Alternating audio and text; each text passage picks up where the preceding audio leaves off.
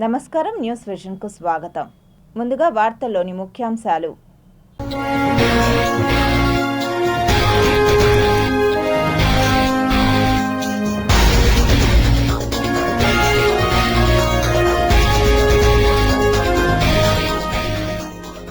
నాసాలో అతిపెద్ద సంక్షోభం, అయోమయంలో 40 ప్రాజెక్టులు.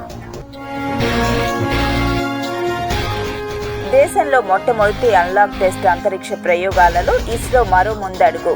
క్షేత్రస్థాయి పరీక్షల కోసం జమ్మూ కాశ్మీర్లోని లద్దాఖ్ ఎంపిక. ఆర్టిఫిషియల్ ఇంటెలిజెన్స్ దర్శనాలపై మాటల తోటాలు. టీటీడీ మాజీ ఈవో, ప్రస్తుత చైర్మన్ల మధ్య భేదాభిప్రాయాలు. కుంకి ఏనుగుల స్పెషల్ డ్రైవ్ సత్ఫలితాలు ఇస్తున్న అటవీ శాఖ మంత్రి పవన్ కళ్యాణ్ ముందు చూపు. గ్లో గార్డెన్ ప్రారంభించిన తిరుపతి ఎమ్మెల్యే ఆరణి. సందర్శకుల ఆహ్లాదమే ముఖ్యమన్న నగరపాలక కమిషనర్ మౌర్య.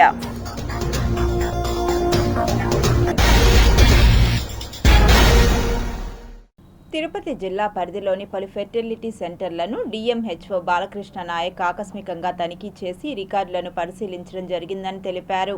తిరుపతి ఆధ్యాత్మిక నగరం అటు మెట్రో నగరాలతో పోటీగా శరవేగంగా అభివృద్ధి చెందుతుంటే, మరోవైపు వైద్య రంగంలో అనేక మార్పులు రూపాంతరం చెందుతున్నాయి. తిరుపతి జిల్లా వైద్య ఆరోగ్య శాఖ అధికారి కార్యాలయంలో ఏర్పాటు చేసిన విలేకరుల సమావేశంలో ఆయన మీడియాతో మాట్లాడుతూ, అనధికారికంగా తిరుపతిలో పుట్టగొడుగుల్లా ఫెర్టిలిటీ సెంటర్లు పుట్టుకొస్తున్నాయని, అనుమతులు లేకుండా ఏర్పాటు చేసిన వాటిపై చర్యలు తీసుకోవడం జరుగుతుందన్నారు. పలు ఫెర్టిలిటీ సెంటర్లలో రికార్డులను పరిశీలించి ఐఏఎఫ్ కేంద్రాలు ఏఆర్టీ చట్ట ప్రకారం నడుచుకుంటున్నాయా లేవా అని పరిశీలించారు.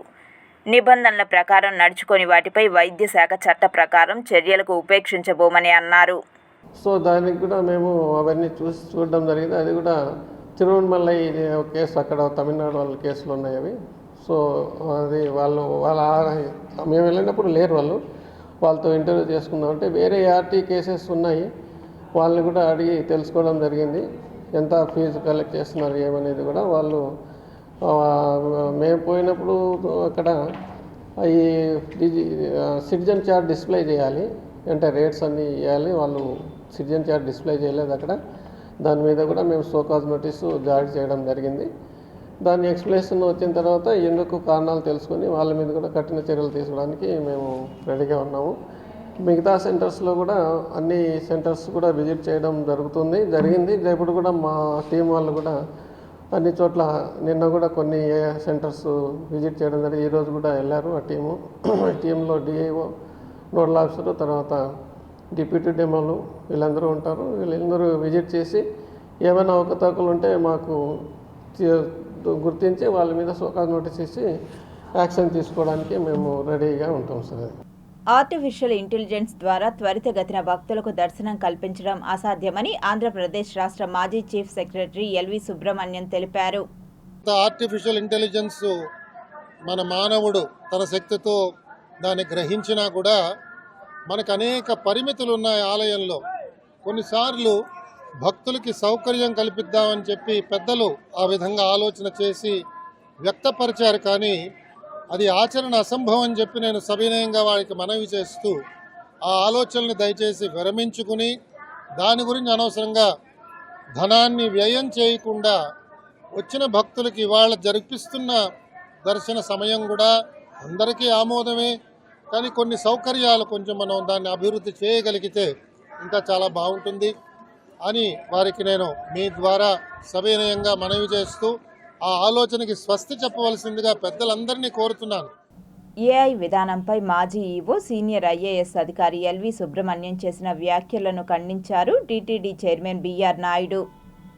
టీటీడీలో ఆర్టిఫిషియల్ ఇంటెలిజెన్స్ విధానం అమలు చేయాలనే అంశాన్ని తప్పుబడుతూ మాజీ ఈవో, సీనియర్ ఐఏఎస్ అధికారి ఎల్వి సుబ్రహ్మణ్యం చేసిన వ్యాఖ్యలను ఆదివారం పత్రికా ప్రకటన ద్వారా టీటీడీ చైర్మన్ బిఆర్ నాయుడు ఖండించారు. తిరుమలలో శ్రీవారి క్యూ కాంప్లెక్స్లలో సామాన్య భక్తులు ఎదుర్కొంటున్న సమస్యలు దృష్టిలో పెట్టుకుని ఉచితంగా గూగుల్, టీసీఎస్లతో పాటు ఇతర సంస్థల సహకారంతో అధునాతన ఏఐ టెక్నాలజీ ఉపయోగించి నిర్దేశించిన సమయంలోపు భక్తులకు దర్శనం కల్పించాలని టీటీడీ పాలక మండలి చర్చించి నిర్ణయించిందని టీటీడీ చైర్మన్ తెలిపారు. శ్రీవారి దర్శనార్థం వచ్చే భక్తులకు స్వామివారి దర్శనాన్ని నిర్దేశించిన సమయానికి కల్పించేందుకు దర్శనం సమయాన్ని భక్తులకు ముందస్తుగా తెలియజేయడానికి మాత్రమే ఏఐ విధానాన్ని అమలుకు నిర్ణయించామన్నారు. భక్తులకు శ్రీవారి దర్శన సమయం ముందుగా తెలియడం ద్వారా భక్తులు ఎక్కువ సమయం కంపార్ట్మెంట్లలో వేచి ఉండకుండా ఇతర ఆలయాలను సందర్శించేందుకు వీలుగా టీటీడీ పాలక మండలి నిర్ణయించిందన్నారు. ఇలాంటి సమయంలో విశ్రాంత సీనియర్ ఐఏఎస్ అధికారి టీటీడీ మాజీ ఈవో ఎల్వి సుబ్రహ్మణ్యం ఏఐ టెక్నాలజీపై అవగాహన లేకుండా వ్యాఖ్యలు చేయడం బాధాకరమని టీటీడీ చైర్మన్ బిఆర్ నాయుడు ఖండించారు. ఒక సీనియర్ అధికారిగా పనిచేసిన అనుభవం ఉన్న ఎల్వి సుబ్రహ్మణ్యం తిరుమలలో ఏఐ టెక్నాలజీ నిరుపయోగమని వ్యాఖ్యలు చేయడం సమంజసం కాదని, ఇలాంటి మాటలు భక్తుల్లో గందరగోళం సృష్టించేలా ఉన్నాయన్నారు. దాతల సహాయంతో టీటీడీలో ఉచితంగా చేస్తున్న పనిని కూడా వృధా అని అనడం ఆయన విజ్ఞతకు వదిలేస్తున్నామని చైర్మన్ తెలిపారు. ప్రపంచవ్యాప్తంగా ఏఐ సాంకేతికతను ఉపయోగించి సేవలను సులభతరం చేస్తుంటే అదే పద్ధతిలో ఏఐ టెక్నాలజీ ద్వారా టీటీడీలో కేవలం దర్శనం సమయాన్ని భక్తులకు ముందస్తుగా తెలియజేసేందుకు, మరింత సౌకర్యవంతంగా సులభతరం చేసేందుకు మాత్రమే ఉపయోగించేలా నిర్ణయించామన్నారు. వాస్తవాలు ఇలా ఉండగా ఏఐ టెక్నాలజీకి స్వస్తి పలకమని ఎల్వి సుబ్రహ్మణ్యం చేసిన వ్యాఖ్యలు సబబు కాదన్నారు. రైతుల పంట పొలాలను నాశనం చేస్తూ రైతులపై దాడి చేసి చంపేస్తున్న ఘటనలు ఇటీవల చిత్తూరు జిల్లాలో ఎక్కువైంది. ఈ నేపథ్యంలో అటవీ శాఖ మంత్రి పవన్ కళ్యాణ్ ఆధ్వర్యంలో కర్ణాటక ప్రభుత్వంతో చర్చలు జరిపి కుంకి ఏనుగులను ఏపీకి రప్పించారు. ఇంతకీ ఆ ఏనుగులు ఎక్కడున్నాయి, ఏం చేస్తున్నాయి? ఆసక్తికర కథనాన్ని ఓసారి చూద్దాం. కుంకి కూంకి కుంకి కుంకి అని పిలుస్తారు ఈ ఏనుగులను. మలయాళీలైతే తప్పానా అని కూడా పిలుస్తారు. భారత్లో అడవి ఏనుగులను బంధించడానికి ఆపరేషన్లలో ఉపయోగించే ట్రైనప్ అయిన ఏనుగులను ఈ పేర్లతో పిలుస్తారు. కొన్నిసార్లు గాయపడ్డ అడవి ఏనుగులను రక్షించడానికి, ఏదైనా ఉచ్చులో చిక్కిన అడవి ఏనుగులను రక్షించి వైద్య పరీక్షలు అందించడానికి కూడా ఈ ఏనుగులను ఉపయోగిస్తారు. అడవి ఏనుగులను బంధించడానికి, శాంతింపజేయడానికి, మందను మేపడానికి, సంఘర్షణాత్మక పరిస్థితుల్లో అడవిలోంచి వచ్చిన ఏనుగులను తిరిగి అడవిలోకి పంపడానికి కుంకి ఏనుగులను ఒక అంకుశంలా వాడతారు. బేసిక్గా ఏనుగును మావటి అంకుశం ద్వారా కంట్రోల్ చేస్తాడు. అవి మావటి దగ్గర శిక్షణ పొంది ఉంటాయి కాబట్టి అతడి అంకుశానికి అవి లోబడి ప్రవర్తిస్తాయి. అదే అడవి ఏనుగులు అలా కాదు. అవి ఎవరి మాట వినవు. ముళ్ళుని ముళ్ళుతోనే తీయాలి, వజ్రాన్ని వజ్రంతోనే కోయాలి అన్నట్టు అలాంటి ఏనుగులను సాటి ఏనుగుతోనే కంట్రోల్ చేయడాన్నే కుంకి ఏనుగు అంటారు. వీటికంటూ ప్రత్యేక శిక్షణ ఉంటుంది. బేసిక్గా భారతదేశంలో ఏనుగులను ఆలయాల్లో దైవ సేవల కార్యక్రమాలకే ఎక్కువగా వినియోగిస్తారు. తర్వాత సర్కస్లో ఎక్కువగా వాడతారు. కానీ కుంకి ఏనుగుల రూటే సపరేటు. వీటిని సైనికుల్లా తీర్చిదిద్దాల్సి ఉంటుంది. ఎందుకంటే అవి ఎదుర్కోబోయేది మనుషులను కాదు, సాటి ఏనుగులను. అసలే అడవి ఏనుగులు మదమెక్కి ఉంటాయి. ఆ గజబలాన్ని ఢీకొట్టాలంటే అందుకు తగిన విధంగా ఈ ఏనుగులు సైతం అంతే ధీటుగా ఉండాలి. ఆ దిశగా వీటిని తీర్చిదిద్దుతారు. అడవి ఏనుగులు జనావాసాల్లోకి, వారి పంట పొలాల్లోకి ప్రవేశించినప్పుడు వాటిని తరిమి కొట్టడానికి కుంకీలను వాడతారు. అడవి ఏనుగులకు కుంకి ఏనుగులకు మధ్య ప్రత్యక్ష సంబంధాలు లేకపోయినా ఆ ఏనుగుల అరుపులతో కూడిన భాషను ఈ ఏనుగులు ఇట్టే పసిగట్టి వాటికి తన మావిటి ఇచ్చే హెచ్చరికలను జారీ చేసి పొలాల్లోకి రాకుండా చేస్తోంది. కొన్ని ఏనుగులు తమ మావటి నుంచి వచ్చే పాదాల ఆదేశాలను అనుసరించి మొత్తం ఆపరేషన్లో నిశ్శబ్దంగానే ఉంటూ అడవి ఏనుగులను తరిమి కొట్టేలా ట్రైనింగ్ ఇస్తారు. సనాతన ధర్మం, హైందవ పరిరక్షణే తమ ధ్యేయమంటూ ప్రగల్భాలు పలికిన కూటమి ప్రభుత్వం హిందూ ధర్మ పరిరక్షణకు అనునిత్యం కృషి చేసే మఠాధిపతులపైన, మఠాలపైన పోలీస్ నోటీసులు ఇవ్వడం హేయమైన చర్య అని ఉమ్మడి చిత్తూరు జిల్లా అధ్యక్షులు భూమన కరుణాకర్ రెడ్డి మండిపడ్డారు. మఠాలకు పోలీసు వాళ్ళు ఇచ్చినటువంటి తాకీదులండి, నిషేధిత వస్తువులంటే గంజాయి, మత్తు, బ్రాందీ, విస్కీ, అలాగే తుపాకులు, నాటు బాంబులు, ఇలాంటివన్నింటి మీద దృష్టి పెట్టాలని సీసీ కెమెరాల బ్యాకప్ 3 నెలల పాటు ఖచ్చితంగా ఉండేటట్టు ఏర్పాటు చేయాలి. కేసు దర్యాప్తుల నిమిత్తం పోలీసులు అడిగినప్పుడు తప్పనిసరిగా ఆ సమాచారాన్ని అంతా అందజేయాలి. మఠానికి సందర్శించేటువంటి ప్రతి యాత్రికునికి సంబంధించిన వ్యక్తిగత వివరాలు, అధికృత ఐడెంటిటీ కార్డు వివరాలు తప్పనిసరిగా సేకరించి వాటిని ఫైల్లో ఉంచుకోవాలి. మఠంలో పనిచేసే వాళ్ళ వివరాలన్నీ సర్వెంట్ ఫామ్ రూపంలో సేకరించుకొని ఐడి కార్డులు మరి ఫోటోలతో సహా పోలీసులకు అందజేయాలి. ఇవి కానీ అనుసరించకపోతే public safety measures enforcement act 2013 ప్రకారం చట్టరీత్యా తగు చర్య తీసుకోవటం జరుగుతుంది. అంటే ఎన్ని చెక్ చేయకపోతే మొదటిసారి తప్పుగా 5,000 రూపాయలు జరిమానా విధించవచ్చును. ఇంకా పాటించకపోతే ఆ సంస్థను అంటే ఆ మఠాన్ని డిఎస్పి మూసివేయవచ్చును. రాష్ట్రంలో అధికారంలో ఉన్న కూటమి ప్రభుత్వం అధికార మదంతో దాడులు చేస్తే ప్రతి దాడులు చేసి తిప్పి కొడతామని చిత్తూరు నియోజకవర్గ YSR Congress party in charge MC Vijayananda Reddy హెచ్చరించారు. ఆదివారం స్థానిక తోటపాళ్యంలో 40-41 డివిజన్లకు సంబంధించి బాబు షూరిటీ మోసం గ్యారంటీ కార్యక్రమాన్ని నిర్వహించారు. 40వ division YSR Congress party incharge Saravana అధ్యక్షతన జరిగిన ఈ కార్యక్రమానికి ముఖ్య అతిథిగా విజయానందరెడ్డి హాజరయ్యారు. ఈ సందర్భంగా విజయానందరెడ్డి మాట్లాడుతూ రాష్ట్ర ప్రజలకు దాదాపు 140కి పైగా అలవిగాని హామీలను గుప్పించి గద్దెనెక్కిన కూటమి సర్కార్ వాటిలో కనీసం 4 కూడా పూర్తి స్థాయిలో అమలు చేయకపోవడం దారుణమన్నారు. ముఖ్యంగా బాబు షూరిటీ జాబ్ గ్యారంటీ అనే నినాదంతో రాష్ట్ర ప్రస్తుత ముఖ్యమంత్రి చంద్రబాబు నాయుడు యువతను పెద్ద ఎత్తున మోసం చేశారని ఆరోపించారు. ఉద్యోగాల భర్తీ చేయకపోగా కనీసం ఇస్తామన్న నిరుద్యోగ భృతి సైతం మంజూరు చేయకపోవడం శోచనీయమన్నారు. ప్రస్తుతం రాష్ట్రంలో అధికారంలో ఉన్న కూటమి సర్కార్ ప్రజా సమస్యల పరిష్కారాన్ని పక్కన పెట్టి ప్రతిపక్ష వైకాపా ప్రజాప్రతినిధులు, నాయకులు, కార్యకర్తలపై దాడులు చేయడం, అక్రమ కేసులు బనాయించడంపైనే ప్రత్యేక దృష్టి సారిస్తుందని విమర్శించారు. అందులో భాగంగానే ఇటీవల జగన్ బంగారుపాలెం పర్యటన, చిత్తూరు నగరంలో జరిగిన తన జన్మదిన వేడుకల్లో వైకాపా నాయకులపై పోలీసుల సహకారంతో అక్రమ కేసులను బనాయించి రిమాండ్కు పంపారని మండిపడ్డారు. కూటమి సర్కార్ అవలంబిస్తున్న ప్రజా వ్యతిరేక కార్యక్రమాలను ప్రజలు నిశితంగా గమనిస్తున్నారని, ఈ నేపథ్యంలో రానున్న రోజుల్లో ఆ పార్టీకి పుట్టగతులుండవన్నారు.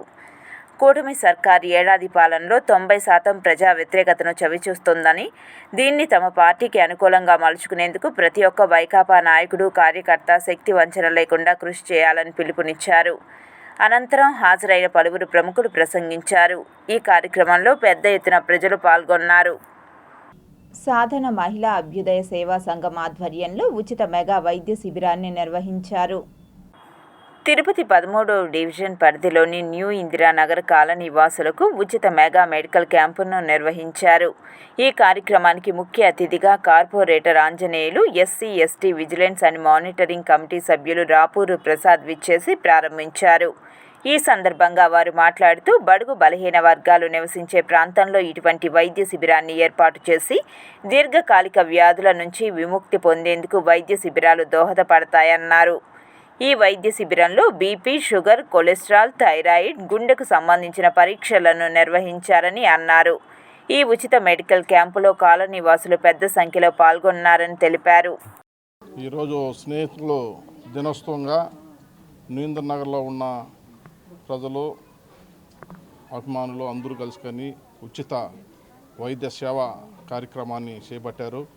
దానికి ముఖ్య అతిథిగా నేను, ఆర్గనైజర్గా రాపూర్ ప్రసాద్ గారు, ఈ మహిళా సంఘాల వాళ్ళు అందరూ పాల్గొని ఇక్కడున్న డాక్టర్లు అయితేమి అట్నే హెల్త్ ఆఫీసర్ గారు వీళ్ళందరూ కూడా దీనికి సహకరించినందుకు అందరికీ మా హృదయపూర్వక ధన్యవాదాలు తెలుపుకుంటున్నాం.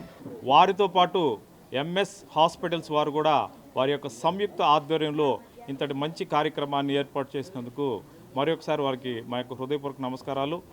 అయితే ముఖ్యంగా చదువుకున్న యువత సేవాభావంతో ఉండాలని మీ ద్వారా తెలియజేసుకుంటూ, స్వామి వివేకానంద అంటాడు, వ్యక్తిగత జీవితం సమాజహితం. అంటే ఈ సమాజం గురించి ఆలోచించని వాళ్ళు, ఈ సమాజం గురించి పట్టించుకునేటువంటి వాళ్ళు బ్రతికినా కూడా చనిపోయిన వాళ్ళతో సమానము. కావున ప్రతి ఒక్కరూ సేవాభావాన్ని పెంపొందించుకొని వారి యొక్క పరిధిలో సేవా కార్యక్రమాల్లో పాల్గొని 10 మందికి ఆదర్శప్రాయంగా ఉండాలని మీ ద్వారా తెలియజేసుకుంటాం. భారతీయ మజ్దూర్ సంఘ్ 70వ వార్షికోత్సవం ముగింపు సభకు రాష్ట్ర ఆరోగ్య శాఖ మంత్రి సత్యకుమార్ యాదవ్ ముఖ్య అతిథిగా హాజరయ్యారు. తుడా కచ్చపి ఆడిటోరియం నందు జరిగిన ఈ సభకు భారతీయ జనతా పార్టీ నేతలు భానుప్రకాష్ రెడ్డి, సామంచు శ్రీనివాస్, కోలా ఆనంద్, ఆకుల సతీష్, జల్లి మధుసూదన్ యాదవ్, అజయ్ కుమార్ తదితరులతో పాటు టీడీపీ నేత నరసింహ యాదవ్తో కలిసి కూటమి నాయకులు పాల్గొన్నారు. ప్రపంచ కార్మికులారా ఏకంగండి చిన్నప్పుడు నేను కూడా మా ఇంటి దగ్గర విశాలాంధ్ర వ్యాన్ వచ్చేది. ఉచితంగా చదవడానికి అవకాశం ఉండేది, విషయాలందరూ చదివేవాడిని. కాస్త నా సోదరికి, మా అక్క అప్పట్లో ఆ వయసులో అందరికీ ఉంటుంది కదా, శ్రీశ్రీ సాహిత్యం చదివేది. నేను కూడా శ్రీశ్రీ సాహిత్యం చదివేవాడిని. కుక్క పిల్ల, అగ్గి పిల్ల, సబ్బు పిల్ల, కాదేది, కవిత కనుక బాగుంది, అవినీతికి వ్యతిరేకంగా పాపం గలం నిప్పుతున్నాడు కదా అనుకున్నాను. దాని తర్వాత వస్తున్నాయి జగన్నాథ రథచక్రాలు, బాధా సర్ప అని ఆయన కవిత్వం అంటే ఇది కూడా బాగుందే, చాలా విప్లవాత్మకంగా ఉంది, రక్తాన్ని మరిగించేలా ఉంది అనుకున్నాను. కానీ తర్వాత చూస్తే అదే కవి గర్జించు రష్యా అని చెప్పడం మొదలుపెట్టాడు. అంటే మన దేశాన్ని వదిలేసి వేరే దేశాన్ని పొగడం మొదలుపెట్టాడు. దాంట్లో అర్థమైంది, బాబు మన దేశం కాదు వీళ్ళకి. అందుకనే ప్రపంచ కార్మికుల ఏకమండింది. ఒక్కో దేశానికి ఒక్కో రకమైన విధానాలు ఉంటాయి, అక్కడ ప్రజల అవసరాలు ఒక రకంగా ఉంటాయి. కాబట్టి మీరు ఈ దేశాలన్నీ మనల్ని దోచుకొని అత్యంత ఈ ప్రపంచానికి నాగరికత నేర్పిన భారతదేశంలో ఈ వలసవాదులంతా, వలస పాలకులు వచ్చి అనేక దేశాల నుంచి వచ్చి మన సంపదనంతా దోచుకొని మన ఒక పేదరిక దేశంగా మార్చి పేదరికంలో ఈ దేశ జనాభాని మగ్గిపోయేలాగా చేసి తిరుపతిలో వేల కోట్ల ఆస్తులు కలిగిన హాతీరాంజీ మఠం భూములు ఇప్పటికే అన్యాక్రాంతమైపోయాయని, నగరం నడిబొడ్డులో ఉండే హాతీరాంజీ మఠం పడిపోవడానికి సిద్ధంగా ఉంది. ఈ నేపథ్యంలో దానికి మరమ్మతులు చేసి దానిని తిరిగి వినియోగంలోకి తీసుకురావాల్సిన అవసరం ఉంది. లేని పక్షంలో భవనం కూలిపోతే ప్రాణ నష్టం జరిగే పరిస్థితి ఉంది. కాబట్టి అధికారులు మేల్కొని వెంటనే మఠం పనులు పూర్తి చేసి తిరిగి అక్కడ వ్యాపారం చేసుకుంటున్న స్థానికులకు షాపులను కేటాయించాలని డిమాండ్ చేశారు కార్పొరేటర్ వాసు యాదవ్. ఆ మఠం యొక్క ముఖ్య పరిపాలనా భవనం చుట్టూ కొన్ని వందల షాపులు అక్కడ ఉండడం జరుగుతోంది. కొన్ని సంవత్సరాలుగా పూల మఠం సంబంధించిన కొన్ని వ్యాపారస్తులు కావచ్చు, లేదా ఇతర వ్యాపారస్తులు కావచ్చు, ఆ షాపుల్ని లీజుకు తీసుకొని అక్కడ వ్యాపారం సాగిస్తూ వాళ్ళ జీవనాన్ని గడుపుతూ ఉన్నారు. మరి అదలా ఉంటే ఇప్పటికీ ఆ భవనం కట్టి 140 సంవత్సరాలు పైగా అవుతుంది. కాబట్టి మొన్న IIIT సంబంధించిన ఇంజనీరింగ్ వ్యవస్థ ఆ భవనాన్ని తనిఖీ చేసి ఓ బ్లాక్ చాలా బలహీనంగా ఉందనేసి దాన్ని మాత్రం మరమ్మతులు చేసి దాన్ని మరీ బలోపేతం చేయాల్సిన అవసరం ఎంతైనా ఉందనేసి ఒక ఇంజనీరింగ్ కమిటీతో కూడుకున్న ఒక నివేదిక బయటికి రావడం జరిగింది. మరి దానికి స్పందించిన కమిషనర్ గారు మరి అక్కడ ఆ బ్లాక్ని కూలదోసి అది కడితే ఎలా ఉంటుంది అని ఈ మధ్యకాలంలో ఒక మీటింగ్ కూడా నిర్వహించడం కూడా జరిగింది. రాష్ట్ర ఆరోగ్య శాఖ మంత్రి సత్యకుమార్ యాదవ్ తిరుపతి పర్యటనలో బీజేపీ తిరుపతి జిల్లా అధ్యక్షుడు సామంచ శ్రీనివాస్ను ప్రత్యేకంగా కలిసి కల్తీ నూనె విక్రయాలపై తనిఖీ వాహనాన్ని ప్రజలకు అందుబాటులోకి తీసుకువచ్చి చర్యలు చేపట్టాలని కోరారు.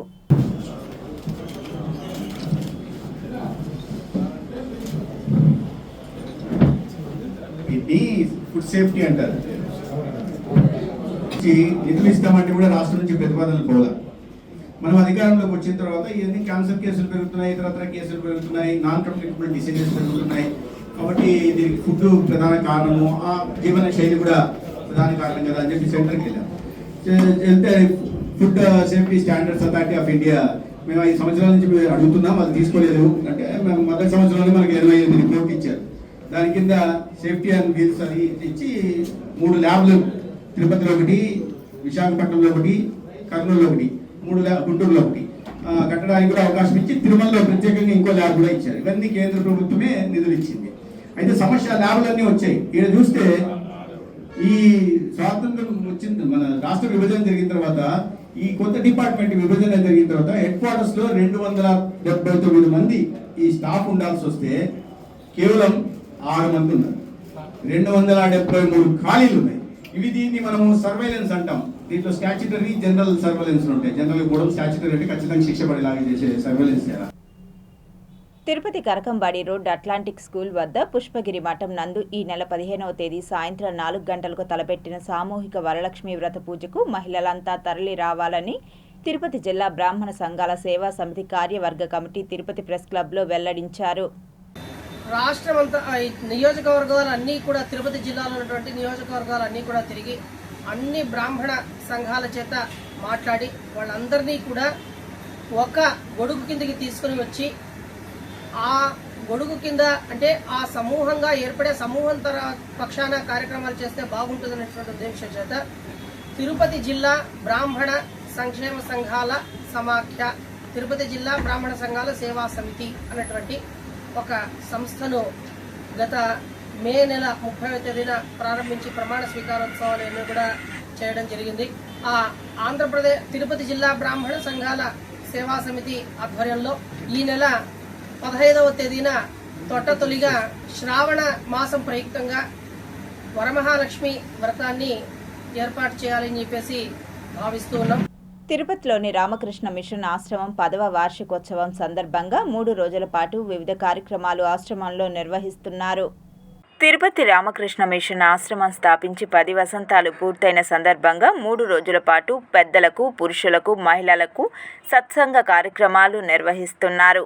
ఈ కార్యక్రమంలో స్వామి సుకృతానంద మహారాజ్, స్వామి హృదానంద మహారాజ్, తెలుగు భాషోద్యమ సమితి అధ్యక్షులు గంగవరం శ్రీదేవి ముఖ్య అతిథులుగా పాల్గొన్నారు.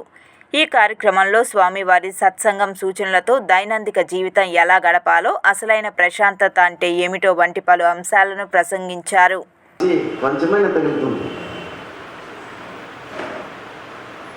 ఈ ప్రాపంచికత ఇలా నిండి ఉంది అన్ని సమయాల్లో, అన్ని జాగాల్లో. దాని నుంచి దూరం అవ్వాలి. ఏకాంతం, నేను ఒక్కడే ఉండాలి. ఎక్కడికి పోలే, ఎక్కడైనా పోవచ్చు. ఒక గుడికి వెళ్తాము, ఒక తీర్థస్థలానికి వెళ్తాము, అరణ్యానికి వెళ్తాము, అడవికి వెళ్ళి అక్కడ నేను ఒక్కడే ఉన్నాను. ఏకాంతం. ప్రతి మనిషి ఈ ప్రాపంచికత నుంచి దూరం అవడానికి ఏకాంత వాసం చేయాలి. 1 సంవత్సరం కానీ, 6 నెలలు కానీ, 3 నెలలు కానీ, 3 రోజులు కానీ, 1 రోజు కానీ, 1 పూట కానీ చేయాల్సిందే. తిరుపతి వినాయక సాగర్లో నగరపాలక సంస్థ ఆధ్వర్యంలో ఆకర్షణీయమైన గ్లో గార్డెన్ను తిరుపతి ఎమ్మెల్యే ఆరణి శ్రీనివాసులు, కార్పొరేషన్ కమిషనర్ మౌర్యుల చేతుల మీదుగా ఘనంగా ప్రారంభించారు. ఈ ప్రారంభోత్సవంలో కూటమి ప్రజాప్రతినిధులు మాజీ ఎమ్మెల్యే సుగుణమ్మ, నరసింహ యాదవ్, మున్సిపల్ కార్పొరేటర్లు అన్న అనిత యాదవ్, ఎస్కే బాబు, నరసింహాచారి, జనసేన నాయకులు సుమన్ రాయల్, వంశీ తదితరులు పాల్గొన్నారు. గత వైసీపీ ప్రభుత్వం అన్ని విధాలుగా దోచేసి నేడు ప్రజలు మెచ్చే పాలనను కూటమి ప్రభుత్వం అందిస్తుంటే దీనిని మాజీ సీఎం జగన్మోహన్ రెడ్డి విమర్శించడం తగదని రాష్ట్ర ఆరోగ్య శాఖ మంత్రి సత్యకుమార్ బీజేపీ కార్యాలయంలో మీడియా ముందు విమర్శించారు. మంత్రి సత్యకుమార్ రాకతో బీజేపీ నాయకులు, కార్యకర్తలు హాజరై సత్యకుమార్తో ఫోటోలు తీసుకున్నారు. రాఖీ పర్వదినాన్ని పురస్కరించుకుని బీజేపీ మహిళా నాయకురాలు రాఖీ కట్టి శుభాకాంక్షలు తెలియజేశారు. అనంతరం తుడా చైర్మన్ డాలర్స్ దివాకర్ రెడ్డి ఆహ్వానం మేరకు భోజనానికి దివాకర్ రెడ్డి నివాసానికి బీజేపీ బృందంతో వెళ్లారు. అది ఆయనకి మనస్కరించట్లేదు. ప్రతి సంవత్సరం 1వ తేదీ జాబ్ క్యాలెండర్ ప్రకటిస్తా, ఉద్యోగాలు ఇస్తా అన్నాడు. వాలంటీర్ వ్యవస్థను తీసుకొచ్చి వాళ్ళకి పాపం 5,000 జీతం అని చెప్పి వాళ్ళతో కార్తీ చాకరీ చేయించుకొని, ఊడిగం చేయించుకొని, తర్వాత 2023లో తన ముఖ్యమంత్రిగా ఉంటున్నప్పుడే వారి కాంట్రాక్టులను కొనసాగించకుండా వాళ్ళ నోట్లో మట్టి ఉంటారు. ఇక్కడ పరిస్థితి ఇవాళ పెద్ద ఎత్తున పెట్టుబడులు తీసుకొచ్చి 5.5 లక్షల మందికి ఇవాళ ఉద్యోగ ఉపాధి అవకాశాలు రాష్ట్రంలో కలిగితే యువత అంతా సంతోషంగా ఉంటే దాన్ని జీర్ణించుకోలేకుండా నేను పరిశ్రమలు తెస్తా, పెట్టుబడులు తెస్తానని చెప్పి ఒక్క చెప్పుకోదగ్గ పరిశ్రమలు లేకుండా ఉన్న వాటిని తరిమేసి ఆ లిస్టు చెప్పాలని చేస్తాడని చెప్పి తిరుపతి చంద్రశేఖర్ రెడ్డి కాలనీలోని శ్రీ దండు మరియమ్మ దేవాలయంలో జాతర అంగరంగ వైభవంగా నిర్వహిస్తున్నారు. తిరుపతి చంద్రశేఖర్ రెడ్డి కాలనీలో వెలిసిన శ్రీ దండు మరియమ్మ ఆలయంలో జాతర సందర్భంగా భక్తులు పెద్ద సంఖ్యలో హాజరై మొక్కులు చెల్లించుకుంటున్నారు. ఈ సందర్భంగా వారు అమ్మవారికి అంబలి పోసి పొంగలు పెట్టి పెద్ద ఎత్తున జాతర వైభవంగా నిర్వహిస్తున్నారు. ఈ కార్యక్రమంలో గుడి ఆలయ కమిటీ సభ్యులు బాలకృష్ణ, మునుస్వామి, గోపి, దశరథ పాల్గొన్నారు. ఈరోజు తిరుపతి గంగమ్మ జాతర లాగా చంద్రశేఖర్ రెడ్డి కాలనీ, నవోదయ కాలనీ మరియు సుభాష్ నగర్ ప్రాంతంలో 15వ సంవత్సరం గంగమ్మ జాతర జరుగుతున్నది. ఈ గంగమ్మ జాతరకు గాను మా అన్నటువంటి జేవీ శ్రీనివాస్ గారు ముఖ్య అతిథిగా ఇచ్చేస్తారు. ఈ జాతర వాతావరణాన్ని కూడా తిరుపతి ప్రజలందరికీ కూడా చూపించాలని చెప్పేసి మేము మనస్ఫూర్తిగా కోరుకుంటూ సుమారు 20 సంవత్సరాలుగా ప్రతి సంవత్సరం మేము జాతర నిర్వహిస్తున్నాము. ఈ దండుమారమ్మ గుడికి భక్తులు విశేషంగా వస్తున్నారు. అందులో గ్రామస్తులు పంపులు పోసి పొంగలు పెట్టి సాయంకాలం అమ్మవారు ఊరేగింపుగా ప్రతి ఇంటికి అమ్మవారు ఊరేగింపుగా వస్తారని ప్రజలందరూ కోరుకుంటున్నారు. ఇప్పుడు సిటీ ఎక్స్ప్రెస్ వార్తలు చూద్దాం. శ్రీ వరసిద్ధి వినాయక స్వామి వారిని దేవస్థానం నందు ఈరోజు సాయంత్రం కళా నివేదికలో భాగంగా ఆలయ పుష్కరిణి నందు శ్రీ నృత్య నాట్యాలయ బెంగళూరు వారు అత్యంత వైభవంగా భరతనాట్యం మరియు కూచిపూడి నాట్య ప్రదర్శించడం జరిగింది. ఈ కార్యక్రమానికి దేవస్థానం ఈవో పెంచల కిషోర్, ఆలయ ఏఈఓ రవీంద్రబాబు, సూపరింటెండెంట్ కోదండపాణి విచ్చేసి కళాకారులకు స్వామివారి తీర్థ ప్రసాదాలు శేషవస్త్రంతో అభినందించారు. వార్తలు ముగించే ముందు ముఖ్యాంశాలు మరోసారి చూద్దాం.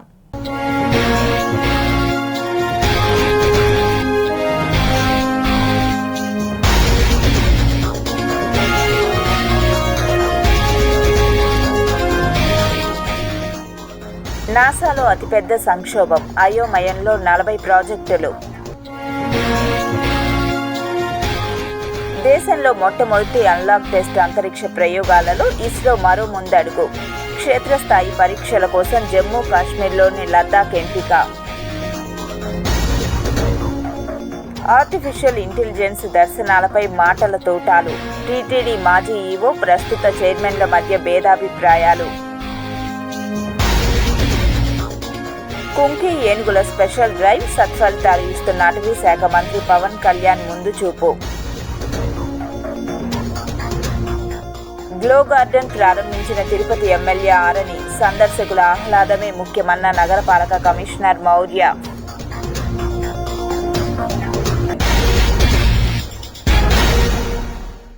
ఈ వార్తలు ఇంతటితో సమాప్తం. సమగ్ర సమాచారంతో న్యూస్ విజన్లో మళ్ళీ కలుద్దాం. అంతవరకు సెలవు. నమస్కారం.